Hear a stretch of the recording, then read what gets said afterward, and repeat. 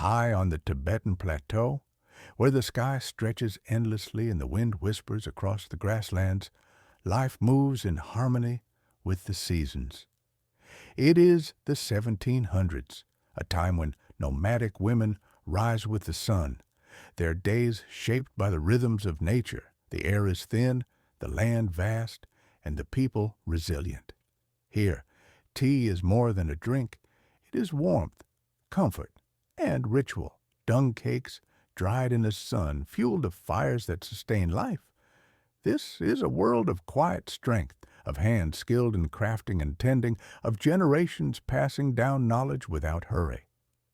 There are no grand battles here, no sweeping tales of conquest, only the steady pulse of daily life. Today, we begin a journey into the world of these nomadic women, their homes, their crafts, and the small sacred routines that fill their days. The land and the seasons. The Tibetan Plateau is a place of extremes. Winters are harsh, with biting winds and deep snow. Summers bring brief respite, gentler breezes, green pastures, and the movement of herds to higher grazing grounds. The nomads follow these cycles, their lives tied to the needs of their animals, yaks, sheep, and goats. The women wake early, their breath visible in the cold morning air. The first task is always the fire. Dried yak dung, carefully collected and stacked in neat piles, is carried inside.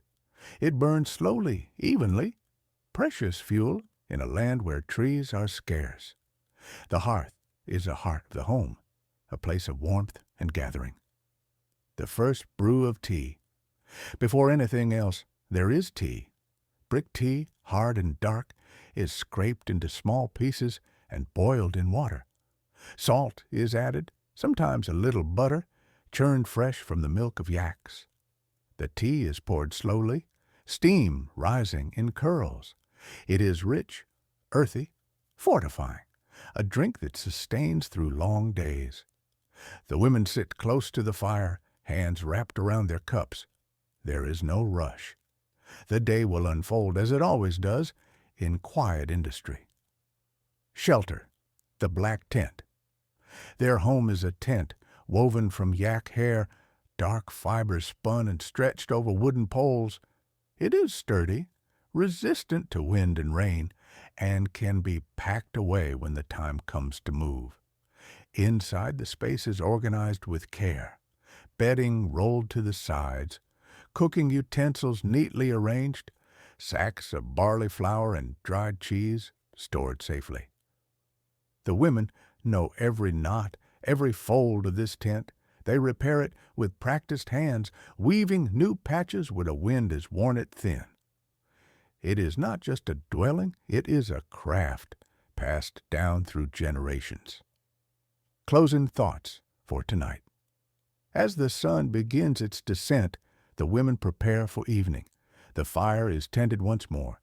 Tea is shared. Stories are told in low voices, or sometimes there is only comfortable silence. This is life on the plateau. Measured, deliberate, enduring. Rest now. We will return soon to explore further the rhythms of this ancient way of life. As dawn breaks over the Tibetan Plateau, the nomadic women begin their day, not by the clock, but by the light, the slow golden spill of sun over the mountains. There is no need for haste here.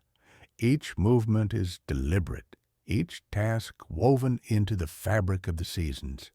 Today, we will follow the quiet cadence of their daily routines, the way time bends around the needs of animals, the shifting pastures, and the turning year. Morning, the first tasks. The fire is always first.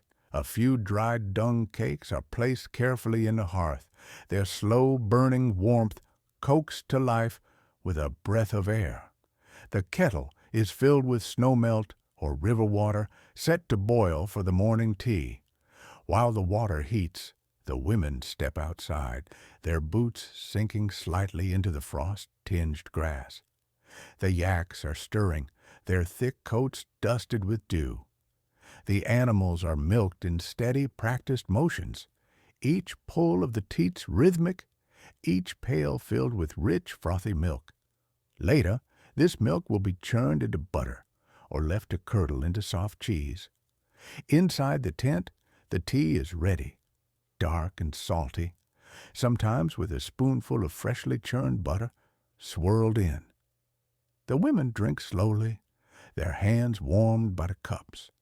Around them, the household stirs, children waking, men preparing to take the herds to graze. There is little conversation, only the comfortable silence of a routine repeated countless times before. The work of hands. With the morning tea finished, the day's work begins. Some women turn to spinning, their fingers pulling strands of yak hair into thread. The spindle twists lazily, the fibers coiling into sturdy yarn that will later be woven into tents, ropes, or clothing. Others might mend boots, patching worn soles with scraps of leather, or grind roasted barley into sampa flour.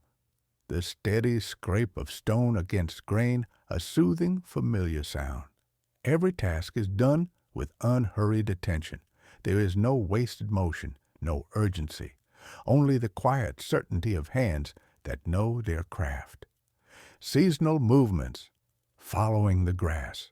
Life on the plateau is shaped by transhumance, the slow migration from winter lowlands to summer high pastures.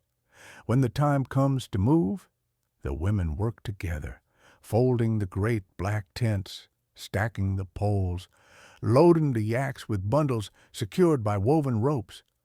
The journey is slow. The herds dictate the pace, stopping to graze, the women walking alongside, their steps measured and steady. At the new campsite, the tent is raised again, the hearthstones arranged just so, the butter lamps lit. It is the same home, even in a different place. Evening, the day's end, as the sun dips behind the mountains, the herds return. The women take the milk from the evening milking, pouring it into wooden churns. The rhythmic sloshing of butter-making fills the air, a sound as old as the hills themselves. Supper is simple.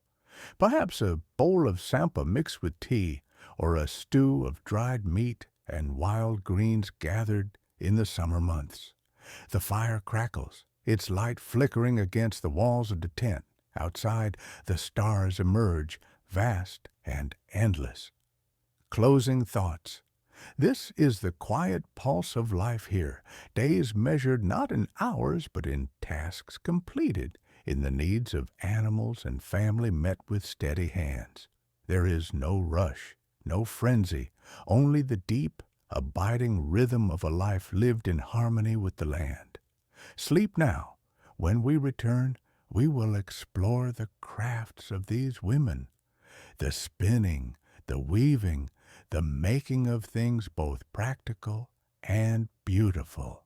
In the quiet hours between morning milking and evening meals, the nomadic women turn to one of their most sacred tasks, the transformation of wool and yak hair into something useful, something beautiful. This is not work done in haste. Each step is meditative, each motion a thread in the fabric of their daily lives. Today, we will follow the journey of fiber, from the backs of animals to the loom, where sturdy cloth takes shape under patient hands. Gathering the fibers. In spring, when the yaks and sheep begin to shed their winter coats, the women collect the loose tufts of hair caught on bushes or combed gently from the animals' hides. Yak hair is coarse, strong, perfect for tents and ropes. Sheep's wool is softer, reserved for clothing and blankets. The fibers are cleaned first, picked free of grass and dirt by careful fingers. Then comes the carding, a slow, repetitive motion as the wool is drawn between two spiked paddles, aligning the strands into smooth, fluffy clouds ready for spinning. The spindles dance. Seated outside the tent on a clear day, a woman takes up her spindle, a simple wooden tool weighted by a whirl of clay or stone. She attaches a length of fiber, gives the spindle a twist, and lets it hang as it spins, drawing the wool into a fine, even thread. Her hands move without thought, the rhythm as natural as breathing. Spin, draft, wind, spin, draft, wind.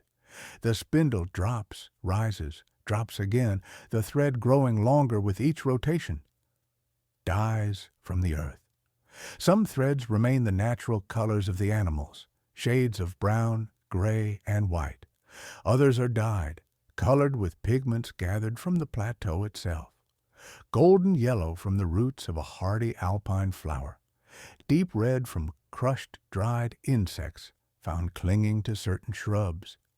Soft green from lichen scraped off sun-warmed stones. The dye pots simmer over the fire, releasing earthy, herbal scents into the air. The wool soaks for hours, absorbing the hues of the land itself. The loom's song. Once the yarn is ready, the weaving begins. The loom is a simple frame, often pegged into the ground outside when the weather allows. The warp threads are stretched taut. The weft is passed through by hand, one row at a time. The shuttle moves back and forth, back and forth. The beater presses each new thread snug against the last. There is no hurry. A single length of cloth may take weeks to complete, the pattern emerging slowly, stripes, geometric shapes, or the traditional truck designs believed to bring protection. What the hands make. From these threads come many things.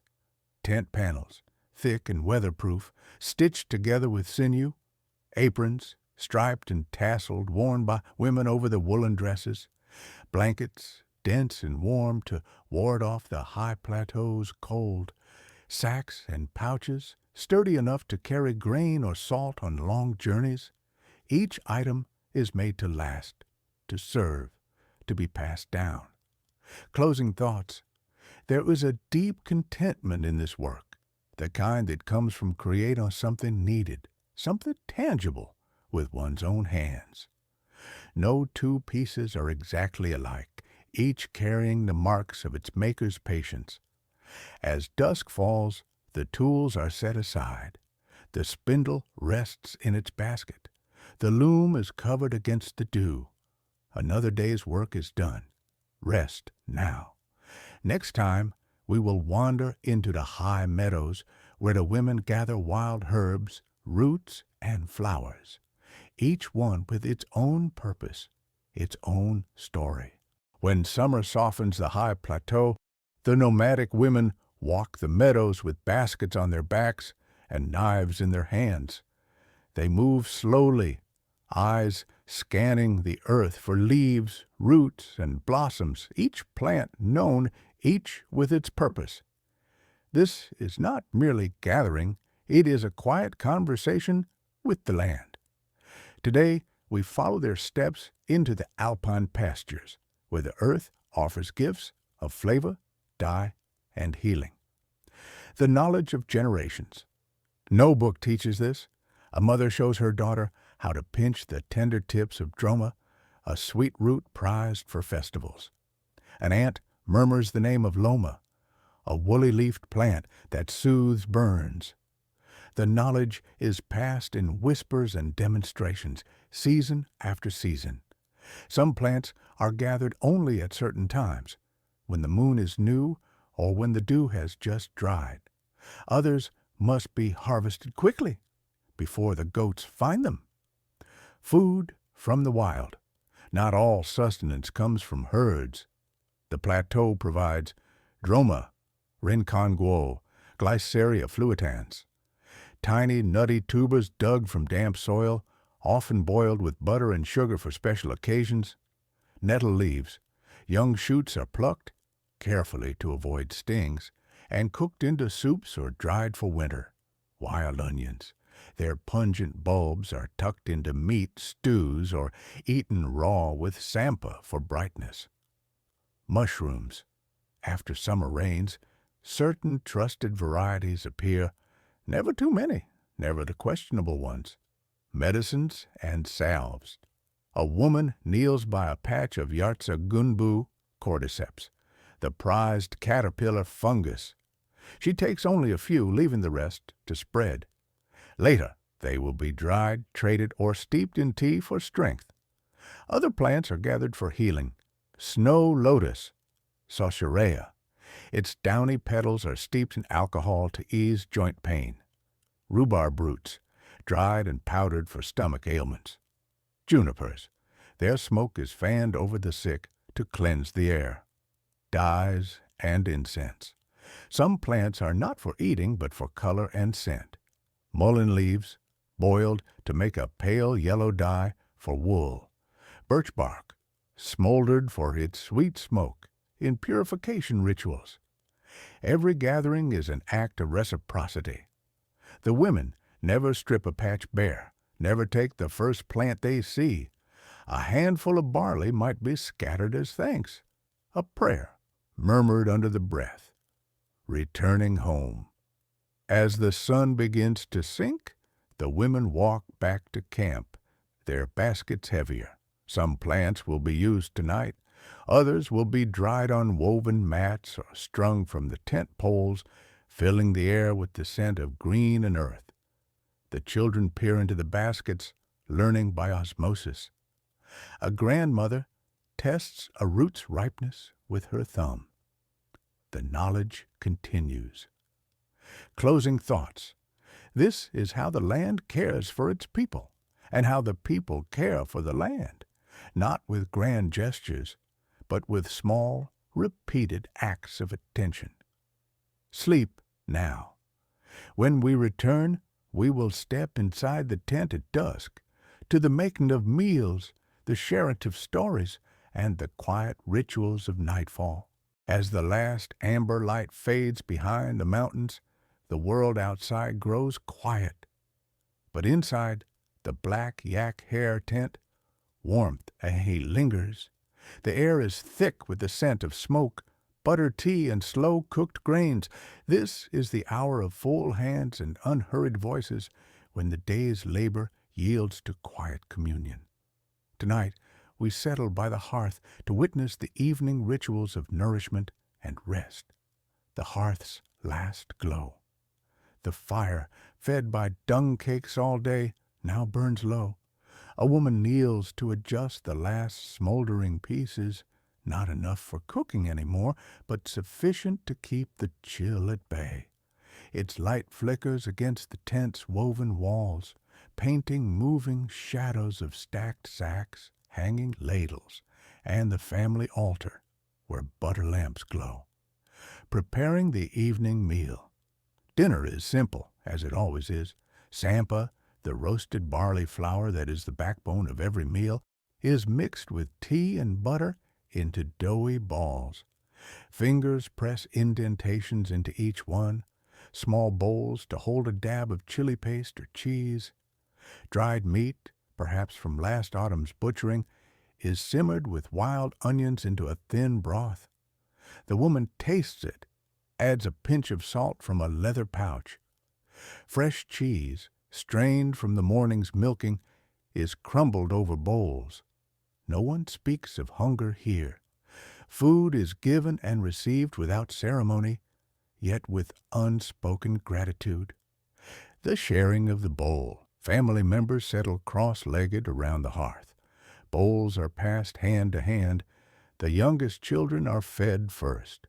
There is no rush, no clatter of utensils, just the quiet sounds of chewing, the occasional sip of buttery tea. An elder might recount a story, not with dramatic flair, but in a murmur like the wind. Remember the summer the white yak calf was born? The grasses were tall that year?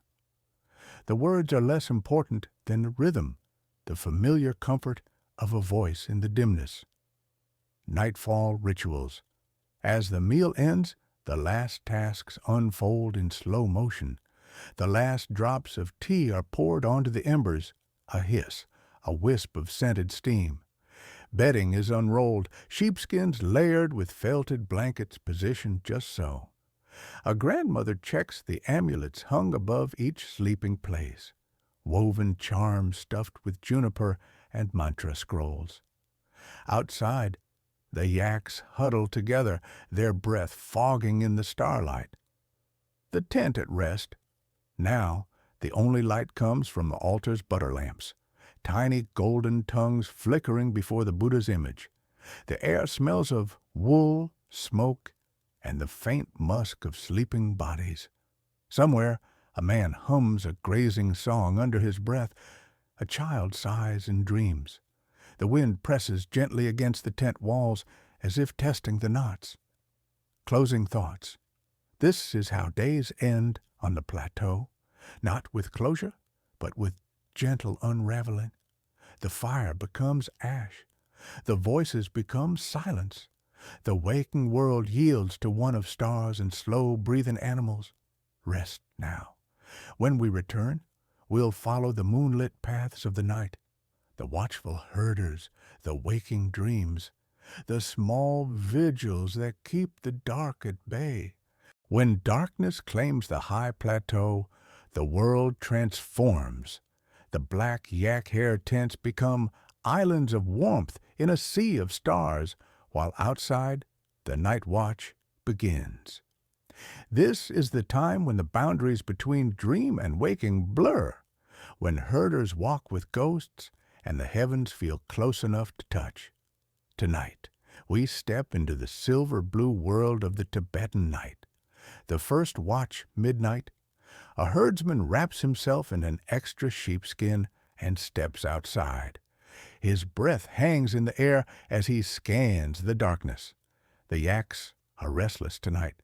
He can hear their grunts, the occasional thud of hooves on frozen earth. Perhaps a snow leopard prowls nearby. Perhaps it's just the wind. He walks the perimeter slowly, his boots leaving temporary marks on the frost. In his hand, a butter lamp flickers, not for light, but as an offering to the spirits of the land. Dreams and divinations. Back in the tent, a woman stirs from uneasy sleep. The dream was vivid, a white wolf running westward. She quietly consults the folded parchment tucked in her amulet box, tracing the divination symbols with her fingertip. Outside, the wind moans through a gap in the stones. She tosses a pinch of tsampa into the dying fire, a small protection. The language of stars. The herdsman looks up. On the plateau, the stars don't twinkle. They burn with fierce, steady light. He finds the constellations that guide his people. The 7 sisters, Pleiades, tell when to move pastures. The black wolf, Orion, warns of coming storms.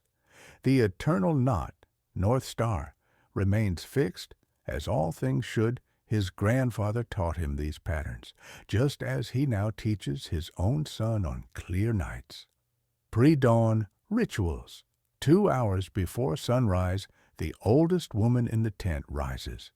Before even rekindling the fire, she performs the first silent rituals, ties a new prayer flag to the line outside, its blessings carried eastward by the morning wind, scatters a handful of barley flour across the threshold, fills the butter lamp before the family altar with precise, unhurried motions. The others will wake to these small sanctities. Closing thoughts. Night on the plateau is not empty but full of watchfulness, of signs, of the unseen world breathing just beyond the firelight. The darkness is not feared here, but respected as another kind of teacher. Sleep now. When we return, we'll greet the morning's rebirth, the first smoke rising from tents, the yak's warm breath in the cold air, and the slow uncurling of another day. The plateau does not awaken all at once. It stirs in increments, a sigh of wind through grass, the creak of a yak rising from its bed of snow, the first thin tendril of smoke curling from a tent's smoke hole. This is the hour when darkness and light hold their breath together, when the world is reborn in shades of violet and gold. Let us witness these first fragile moments of day. The fire's rebirth inside the tent, the woman who rose before dawn now kneels before the hearth. With hands that know every motion by heart, she clears yesterday's ashes with a bronze scoop, arranges fresh dung cakes in a careful pyramid, places a single juniper twig atop, an offering, coaxes flame to life with embers kept smoldering through the night. The first smoke carries the scent of earth and resin upward, through the smoke hole into the waiting sky. Water's journey outside, a daughter carries a copper pot to the ice-edged stream.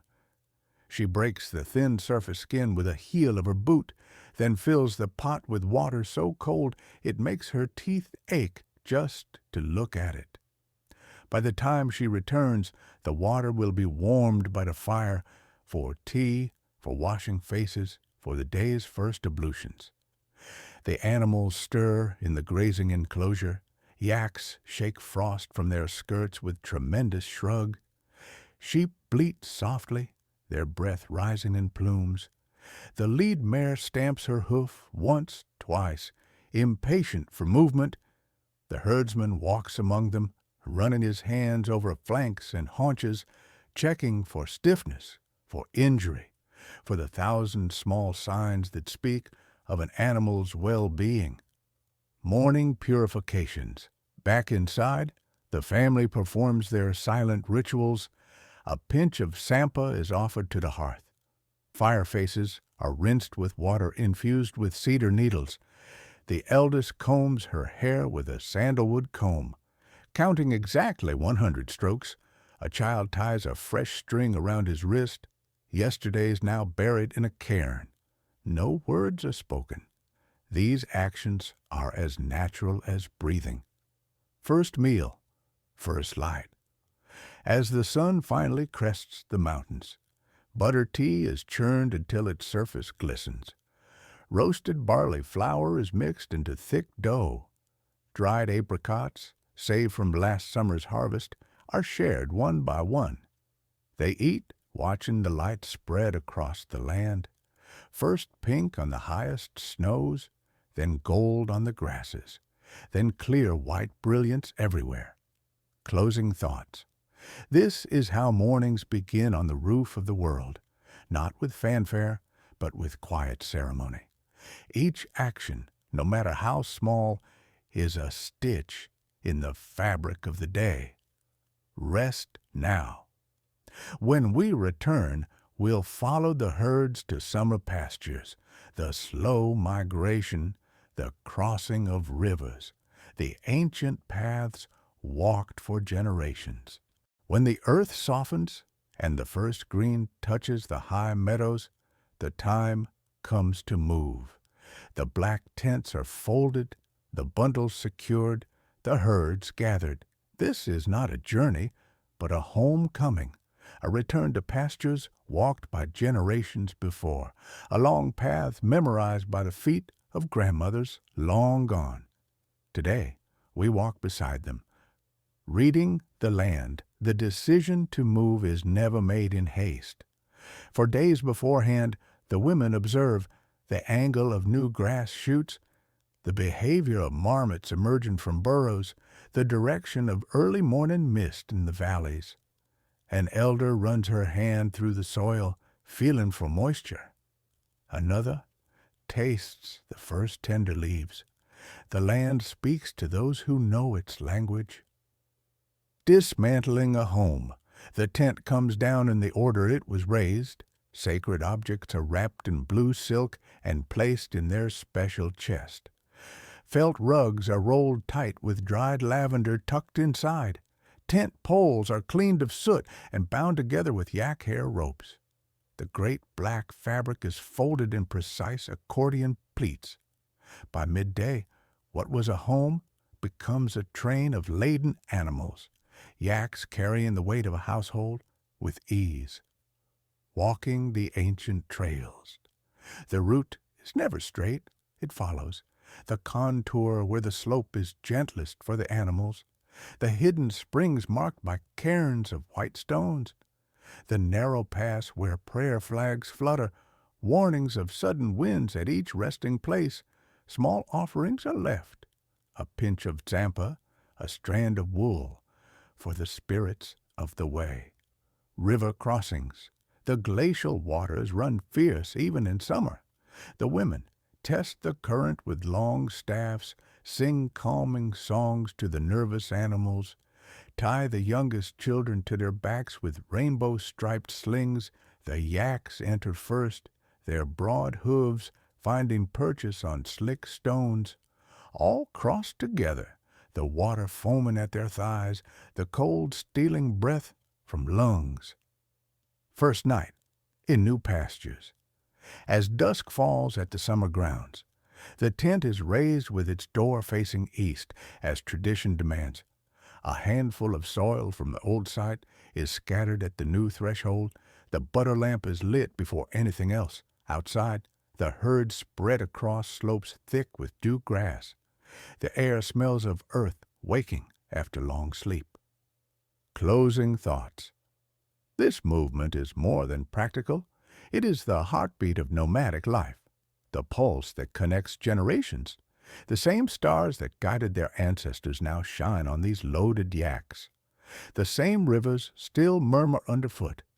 Rest now.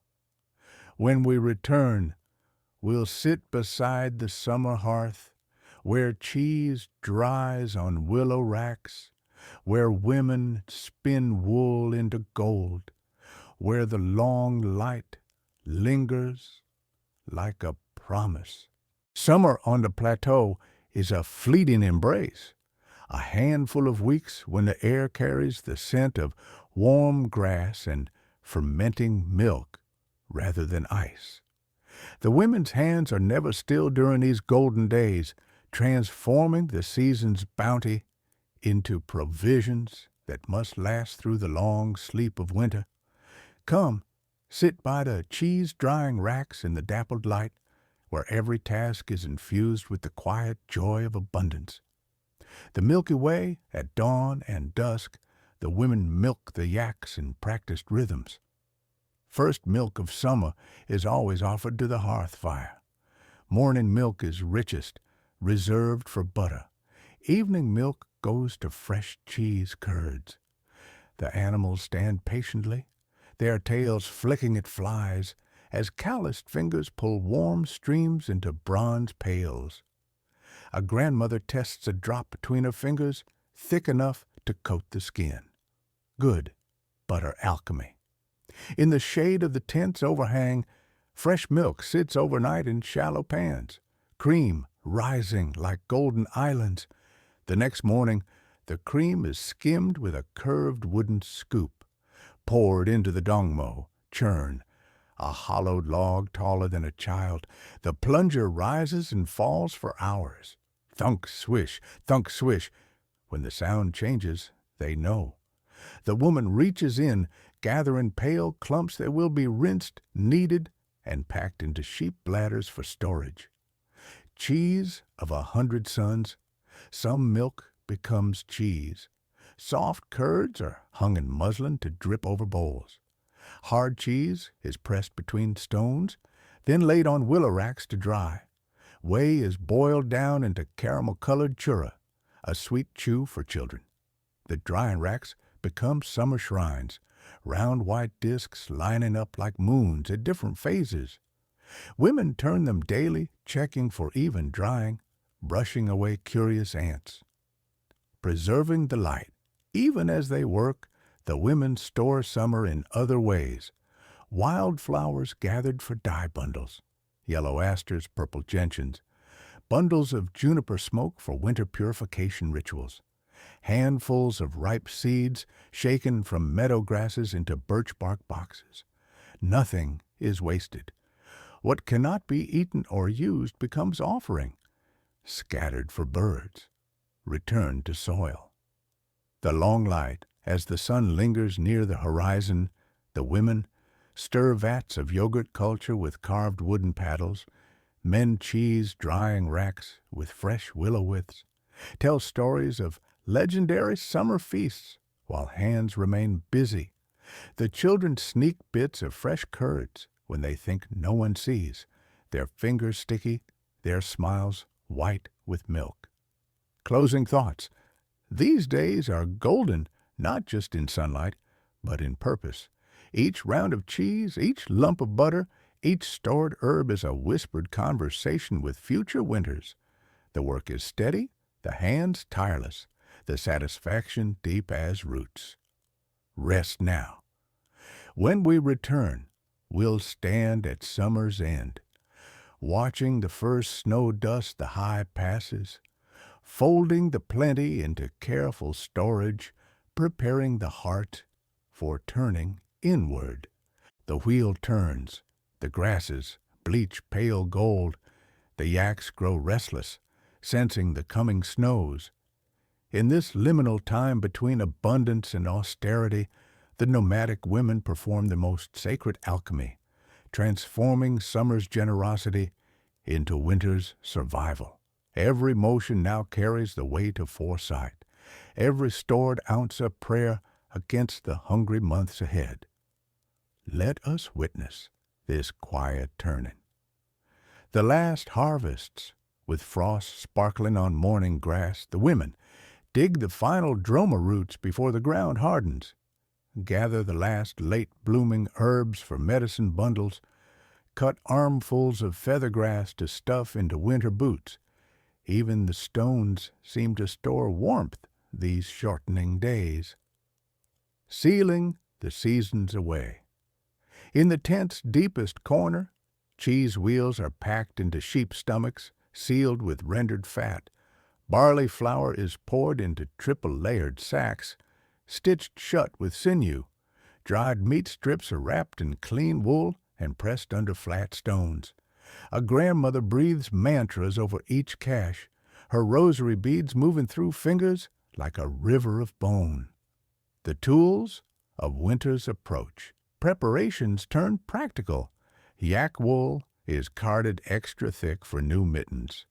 Tent ropes are rebraided with added strands for blizzard winds.